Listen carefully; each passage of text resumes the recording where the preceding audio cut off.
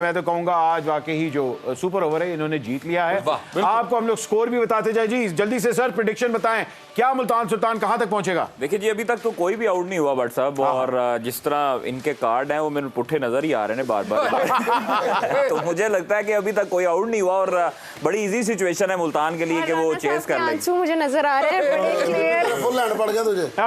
Full hand पड़ गया। अच्छा, कल वाले मैच के अंदर वाकई जो आपने बात की थी कि लाहौर और कराची की जिस तरह है राइवलरी, कल कराची किंग्स और ज़ल्मी की राइवलरी वही तो नहीं होने वाली? देखिए, बेहतरीन मैच होगा। और जिस तरह आज जो प्रेस कॉन्फ्रेंस हुई थी भट्ट साहब, मैं पहले भी बताने लगा था, बाबर आजम और इमाद वसीम से बौछार हुई थी सवालों की। तो उनसे पूछा गया था कि बाबर जो है वो काफ़ी देर से चल रहा है सोशल मीडिया पे भी कि इमाद, बाबर और आमिर जब भी ग्राउंड में होते हैं तो इवन वो सलाम दुआ भी नहीं कर रहे और मुलाकात भी नहीं करते, हालांकि पहले बड़े जिगरी दोस्त थे इमाद वसीम और बाबर आजम। लेकिन अब जो है वो थोड़ा सा इख्तलाफात पड़े हैं, दूरियां आई हैं, और दूरियां जो है वो कल आपको मैच में भी नजर आएंगी कि दोनों तरफ से जान लगाने की कोशिश करेंगे। एक पीटीआई हो गया, एक नून लीग हो गया। सर देखे दरमियान में अंपायर भी तो खड़े होंगे। वही गल है सरदारी साहब बेची ने इलेक्शन फेयर होंगे फिर।